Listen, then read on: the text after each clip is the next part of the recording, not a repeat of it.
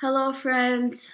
I wanted to come here to just release to you what the Lord has been speaking to me, especially in this week. It's been a tough week. Um, we are still grieving over the murder of George Floyd and other black brothers and sisters who have seems as if their lives are not of value in this country because of racial injustice. I stand in solidarity with you, black community, as we collectively process this pain and we take a stand in whichever way we have the grace to do so.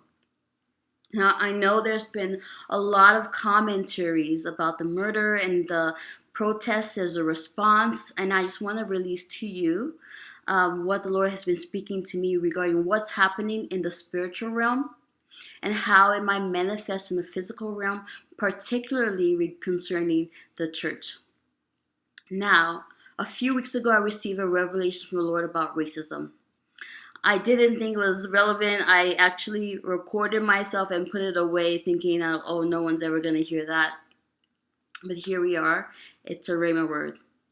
So in this time, I had been reading Daniel 10. And in this chapter, Daniel had just received a revelation from God about a great war that was coming. He was so troubled by the revelation that he began to mourn and weep and pray and fast and ask the Lord to give him more understanding regarding this war.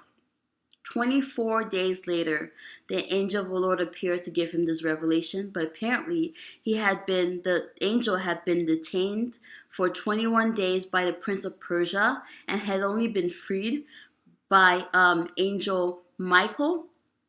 And the angel had to return to the fight against Prince of Persia and the Prince of Greece. That's a lot to unpack. And what does that have to do with racism? Here's what the Lord revealed to me, and also with the help of historical research. In the time of Daniel, the Greek and Persian Empire had been warring a lot. Babylon, where Daniel was in captivity, was a colony of Persia. Eventually, the Greek Empire took over and overthrew the Persian Empire. But Daniel 10 is actually not particularly talking about what's happening in the physical realm, but in the spiritual realm. There's actually a demonic being called the Prince of Persia that was fighting against Angel Michael, and also detaining this angel that was meant to give a revelation to Daniel. And eventually, the Prince of Greece, which was also like a demonic figure, was going to come to enter the fight.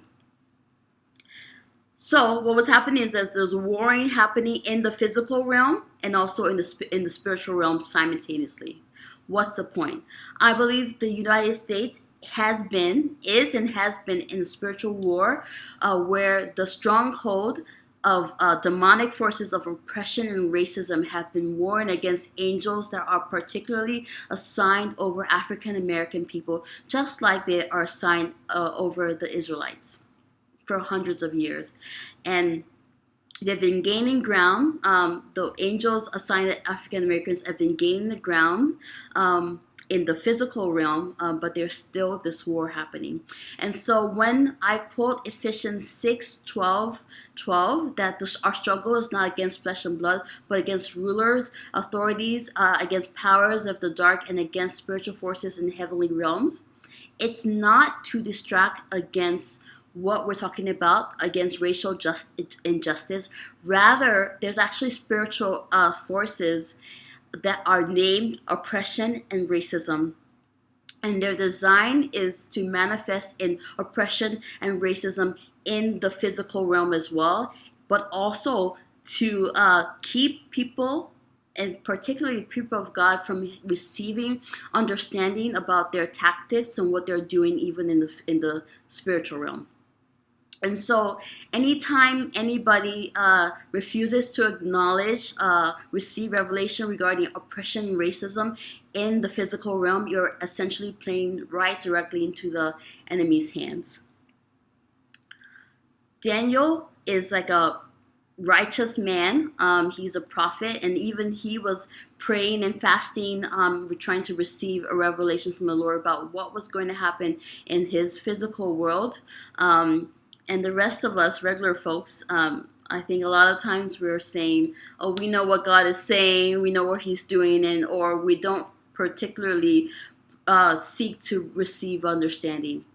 Understanding is a rare thing to get.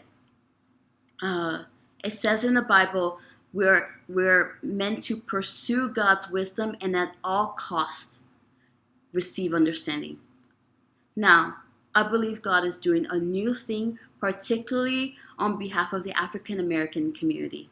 We're going to see His hand intervene in terms of loosening the bonds of racial injustice in this country. I received a revelation.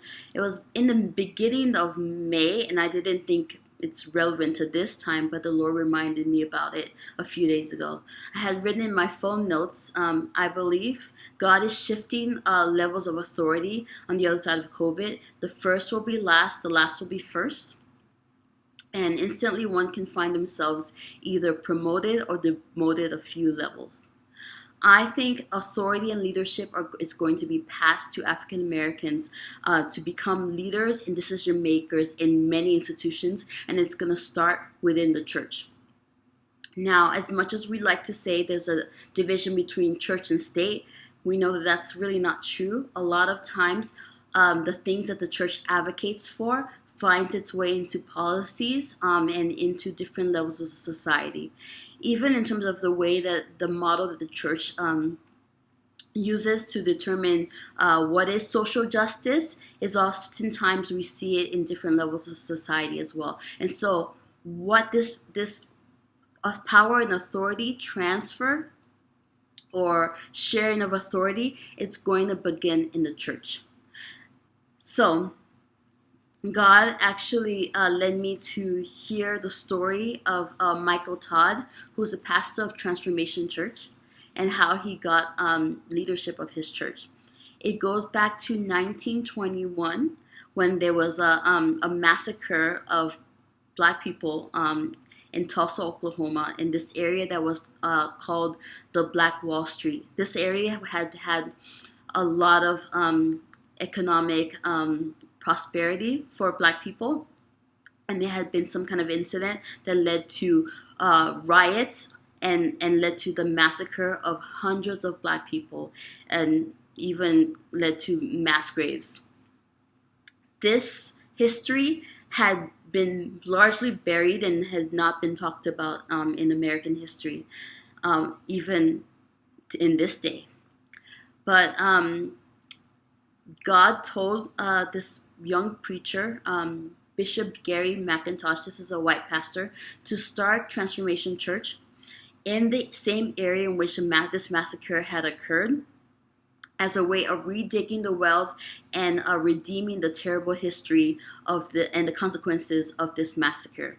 In 2015, God told this bishop to install Michael Todd as the leader of the church. And since then, the membership has grown from 350 people to over 4,500 members of the church. I think there's a transfer of authority that's happening, particularly in the church.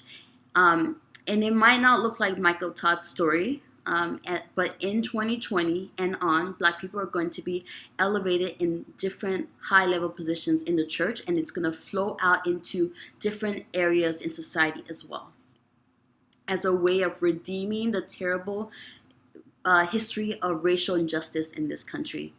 Now, if you don't believe me, maybe you might believe Bob Jones, who is a prolific prophet in the charismatic movement. In 1983, he gave a prophetic prophecy from the Lord. He said, there's going to be a revival that God desired to bring, and the beginning of it is going to look like a breakthrough for African American men and women being installed and functioning in their God-ordained roles and leadership in the prayer movement in the church. So we've prayed so long for revival, and especially in this area I'm in, we really believe that the revival is now. It's happening, especially in this year. And so, as the prayers towards revival also mean there's going to be is related to loosening, dismantling the bonds of racial injustice. It goes hand in hand. And so, how do we go from here to there? I'm not sure. But I know the Lord is so sovereign, and we've seen his hand move, particularly in this year. It's really surprised the church what is happening from COVID to even this situation. And so the Lord will do it. And I don't want to find myself in the Lord's way, and I don't want to find myself demoted. And so I'm constantly asking the Lord to know and humbling myself and asking the Lord, how can I partner up with what you're doing? And I believe what the Lord is doing right now is loosening the bonds of racial injustice in this country, and he's not going to change the subject.